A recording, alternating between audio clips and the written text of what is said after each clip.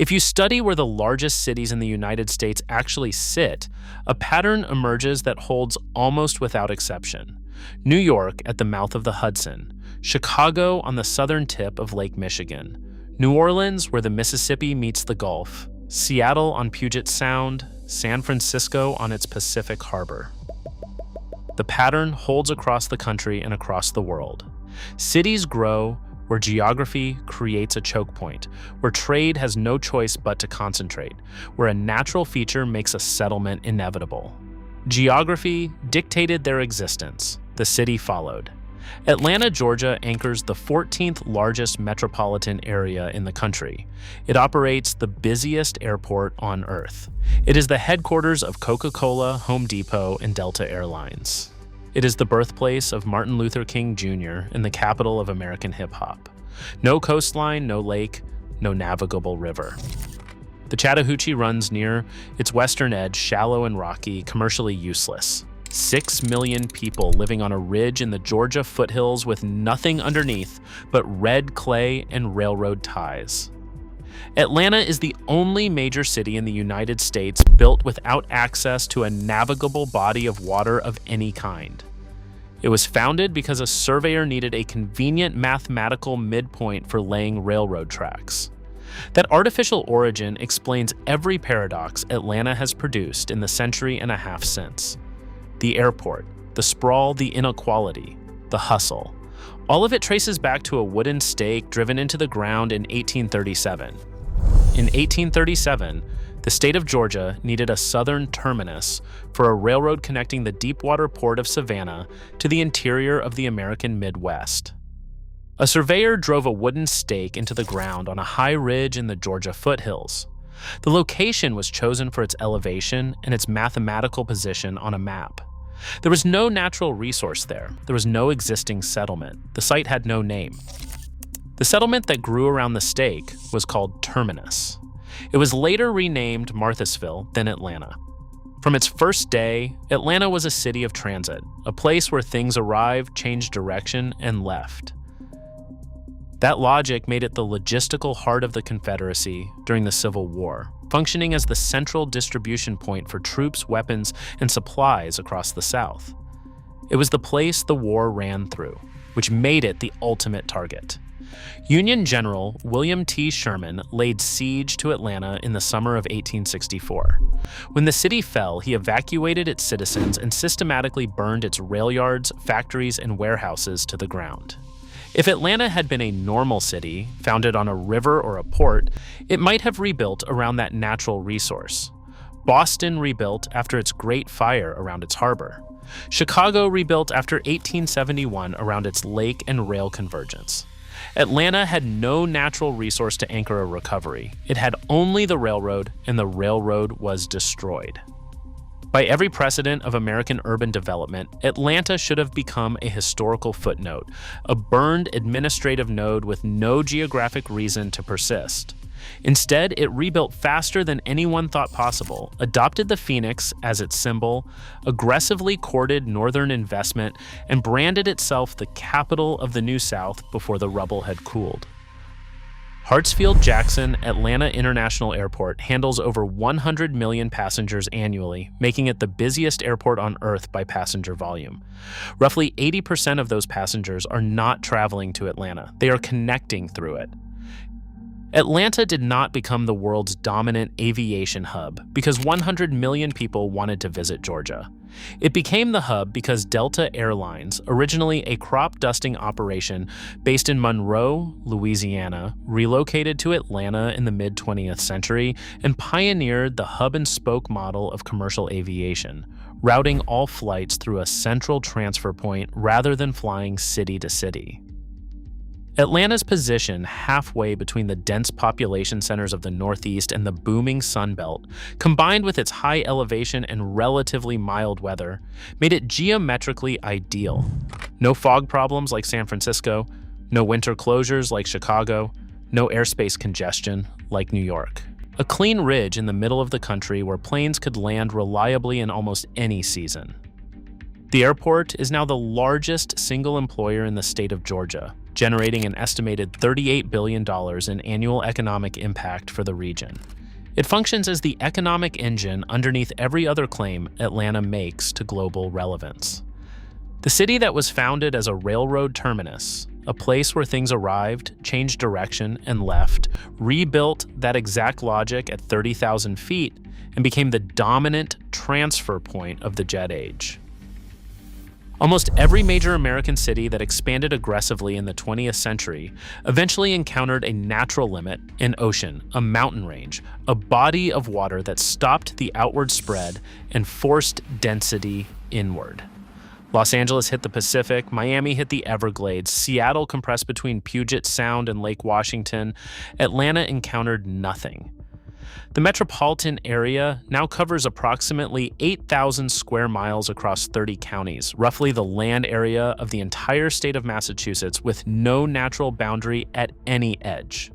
The result is a decentralized galaxy of suburbs, exurbs, and edge cities where entirely new economic centers have formed in places like Alpharetta, Sandy Springs, and Johns Creek, corporate office parks and luxury shopping districts 30 miles from downtown that function as independent cities in everything except name.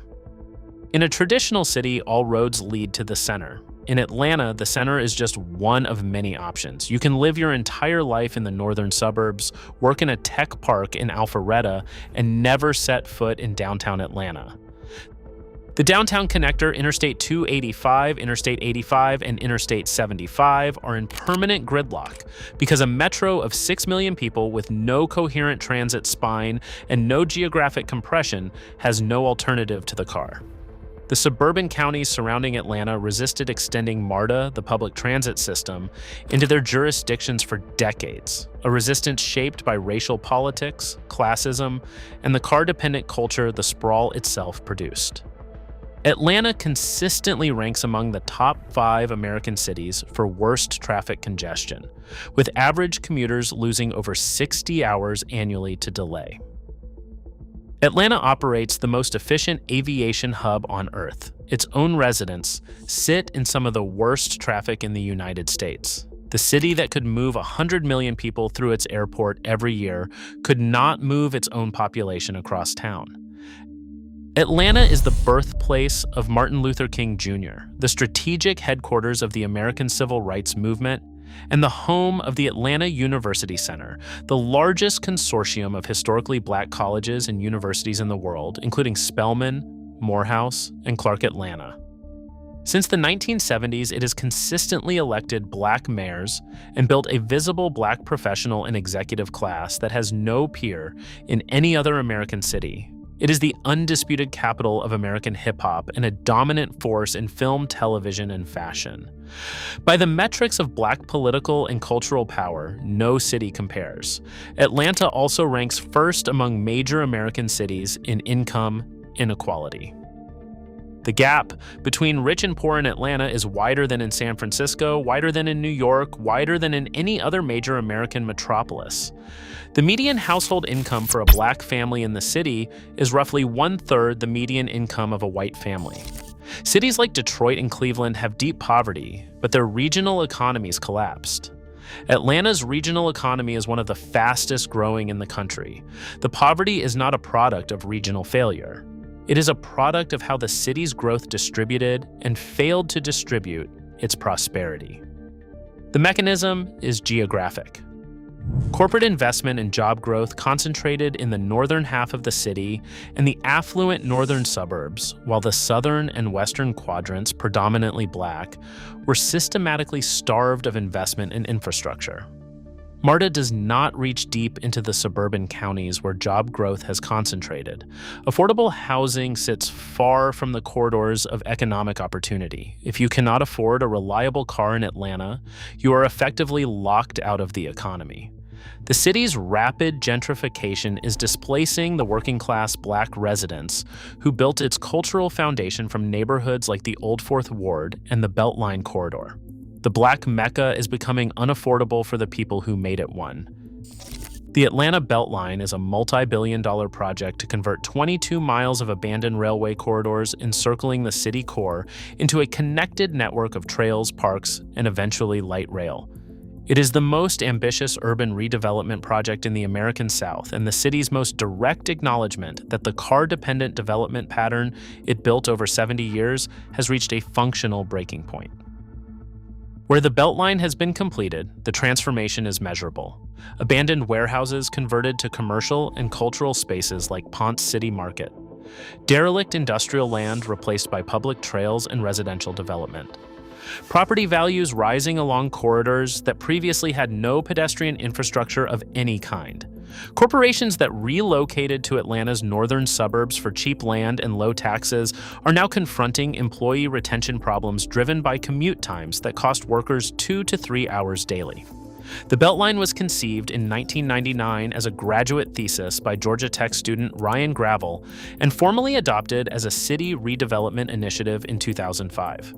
The original vision included affordable housing, transit connectivity, and economic revitalization for disinvested neighborhoods. The reality has been selective. The trails exist, the parks exist. The light rail component, the piece that would actually provide transit access to residents without cars, remains largely unbuilt. What the BeltLine has delivered with remarkable efficiency is a linear gentrification corridor. Property tax assessments in adjacent neighborhoods have risen faster than incomes, forcing longtime homeowners to sell. The working-class residents who needed transit access most are being pushed further from the infrastructure designed to serve them. It is the Atlanta story applied at the neighborhood scale, a brilliant logistical solution that generates wealth and deepens inequality with equal efficiency. Atlanta had no river to fall back on when the railroad burned, so it rebuilt the railroad. It had no port when aviation replaced rail, so it built the world's most efficient airport. It had no Hollywood, so it used tax incentives to buy one. Georgia's 30% film production tax credit has made Atlanta the third largest film production market in the world behind Los Angeles and London. It had no major federal institution. So a World War II malaria office grew into the Centers for Disease Control and Prevention, the only major federal agency headquartered outside Washington. Every institution Atlanta has is the result of a geographic accident that was aggressively monetized. That is the city's operating logic, applied consistently across 2 centuries. Identify the next network, position Atlanta at its center, and extract maximum throughput. The sprawl, the inequality, the traffic, the displacement, these are not deviations from Atlanta's model. They are outputs of it. A city built on transit logic with no natural boundary to force density and no geographic anchor to distribute growth equitably will expand until something stops it and concentrate wealth wherever the network runs fastest. The 0 milepost is still there, embedded in the pavement of downtown Atlanta, marked by a historical plaque that most residents have never seen. The wooden stake that started all of it is gone.